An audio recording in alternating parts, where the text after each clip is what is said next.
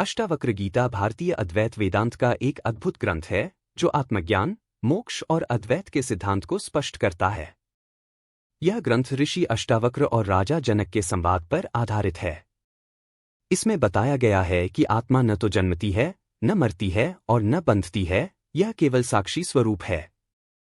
अष्टावक्र गीता का मुख्य संदेश है सारे भ्रमों का अंत करना और आत्मा के शुद्ध, मुक्त स्वरूप को पहचानना। हम विस्तार से समझेंगे कि अष्टावक्र गीता कैसे हमें अपने भीतर के भ्रमों को समाप्त करने की ओर ले जाती है। भ्रम क्या है? भ्रम का अर्थ है सत्य को न जान पाना और असत्य को सत्य मान लेना। हमारा जीवन अनेक प्रकार के भ्रमों से भरा हुआ है, जैसे अहंकार का भ्रम, मैं यह शरीर हूं, मैं यह मन हूं, मैं अमुक नाम वाला व्यक्ति हूं। संसार का भ्रम, संसार वास्तविक है, इसमें जो कुछ हो रहा है वह सत्य है। बंधन मुक्ति का भ्रम, मैं बंधा हुआ हूं, मुझे मुक्ति पानी होगी। सुख दुख का भ्रम, मैं सुखी हूं, मैं दुखी हूं। अष्टावक्र गीता हमें इन भ्रमों से मुक्त होने का मार्ग दिखाती है। आत्मा और शरीर का भेद। अष्टावक्र ऋषि स्पष्ट रूप से कहते हैं कि हम शरीर नहीं हैं। शरीर क्षणभंगुर है, परिवर्तनशील है, लेकिन आत्मा सदा अचल और शुद्ध रहती है। अष्टावक्र कहते हैं, यदि तू स्वयं को शरीर समझता है तो तू सदा बंधन में रहेगा। यदि तू स्वयं को आत्मा समझेगा तो सदा मुक्त रहेगा। इसका अर्थ यह है कि जब तक हम स्वयं को शरीर से जोड़कर देखते हैं, हम जन्म और मृत्यु के चक्र में उलझे रहेंगे। लेकिन जब हम समझ जाते हैं कि हमारा असली स्वरूप आत्मा है, तब हम सभी दुखों से मुक्त हो जाते हैं। इच्छाओं का अंत ही मुक्ति है। अष्टावक्र कहते हैं कि इच्छाएं ही बंधन का कारण है। जब हम किसी वस्तु की इच्छा करते हैं तो हम उसमें लिप्त हो जाते हैं और वह हमें अपने नियंत्रण में ले लेती है।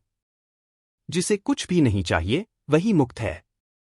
मतलब, जब हमारी कोई व्यक्तिगत इच्छा नहीं रहती, तब हम पूर्ण स्वतंत्र होते हैं। इच्छाओं का त्याग ही सच्ची शांति और आनंद की ओर ले जाता है। मन की शांति ही सर्वोच्च अवस्था है। अष्टावक्र बताते हैं कि कोई भी साधना, पूजा, तपस्या या कर्म करने की आवश्यकता नहीं है। बस मन को शांत करना ही मोक्ष है। जिसका मन शांत है वही मुक्त है। मन ही बंधन और मुक्ति का कारण है। यदि मन बाहरी चीजों में उलझा हुआ है तो हम बंधन में हैं। यदि मन शांत है तो हम मुक्त हैं। यह शांति बाहरी साधनों से नहीं बल्कि आत्मज्ञान से आती है। क्या कर्म जरूरी हैं? अष्टावक्र कहते हैं कि कर्म का कोई प्रभाव आत्मा पर नहीं पड़ता। कर्म शरीर और मन के स्तर पर होते हैं, लेकिन आत्मा सदा मुक्त और अकर्ता, जो कुछ करता नहीं, होती है। जो यह जान लेता है कि वह अकर्ता है, वह संसार के बंधन से मुक्त हो जाता है। इसका अर्थ यह नहीं कि हमें कर्म नहीं करना चाहिए, बल्कि यह कि हमें कर्म में लिप्त नहीं होना चाहिए। हमें यह समझना चाहिए कि हम केवल साक्षी हैं। साक्षी भाव, सत्य की पहचान। अष्टावक्र गीता का सबसे महत्वपूर्ण संदेश यह है कि हमें साक्षी भाव में रहना चाहिए। सब कुछ देखो, लेकिन कुछ मत पकड़ो। मतलब, जीवन में सब कुछ हो रहा है, सुख दुख, सफलता असफलता, प्रेम घृणा, लेकिन हमें इनमें उलझना नहीं चाहिए। जब हम केवल साक्षी बनकर देखते हैं तो हमारे सभी भ्रम समाप्त हो जाते हैं। सुख और दुख से परे जाना। हमारा पूरा जीवन सुख की खोज और दुख से बचने में ही बीत जाता है। लेकिन अष्टावक्र कहते हैं कि यह भी एक भ्रम है। सुख और दुख केवल मन के विचार हैं। आत्मा न सुखी होती है, न दुखी। जब हम सुख की तलाश करते हैं तो हम दुख का कारण बना लेते हैं।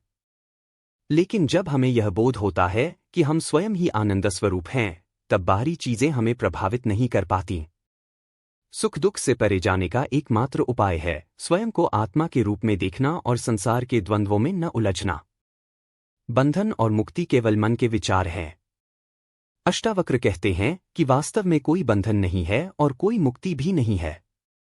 जो स्वयं को बंधा हुआ मानता है वही बंधा हुआ है। जो स्वयं को मुक्त मानता है वह मुक्त है। इसका अर्थ है कि हमारा असली स्वरूप पहले से ही मुक्त है। केवल अज्ञान और अज्ञानजन्य विचार ही हमें बंधन में डालते हैं। जैसे ही यह अज्ञान समाप्त होता है, वैसे ही मुक्ति का अनुभव होता है। साधना की कोई आवश्यकता नहीं है। अष्टावक्र स्पष्ट रूप से कहते हैं कि मुक्ति के लिए किसी साधना, ध्यान, जप तप की आवश्यकता नहीं है। जिसे ज्ञान हो जाता है कि वह स्वयं ही पूर्ण और मुक्त है, उसे किसी साधना की आवश्यकता नहीं होती। आमतौर पर हम मानते हैं कि मुक्ति पाने के लिए साधना करनी पड़ेगी, योग करना होगा, तपस्या करनी होगी। लेकिन अष्टावक्र कहते हैं कि यदि कोई व्यक्ति तुरंत यह समझ ले कि वह स्वयं ही मुक्त है, तो उसे कुछ भी करने की आवश्यकता नहीं होती। संसार को छोड़ना आवश्यक नहीं है। अक्सर लोग सोचते हैं कि मोक्ष प्राप्त करने के लिए संसार को त्यागना पड़ेगा, जंगल में जाना होगा या सन्यासी बनना होगा। लेकिन अष्टावक्र गीता इस विचार को खारिज कर देती है। जो संसार में रहते हुए भी निर्लिप्त रहता है, वही वास्तव में मुक्त है।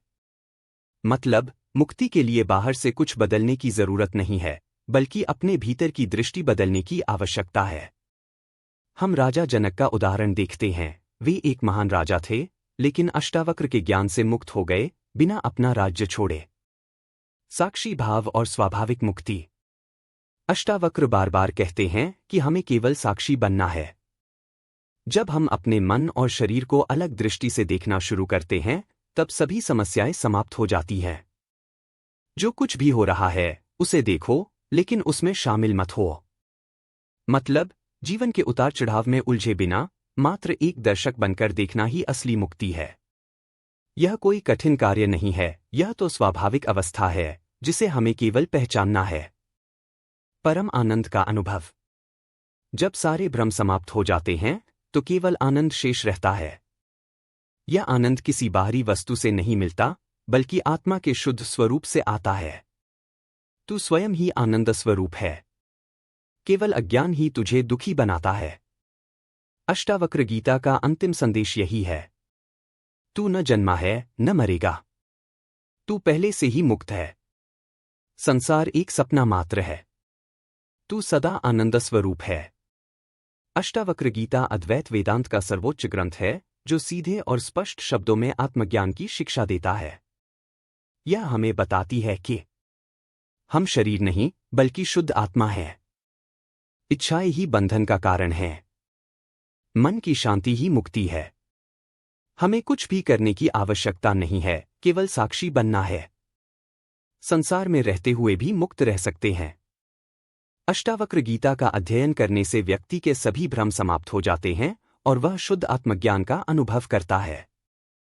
यही सच्ची मुक्ति है।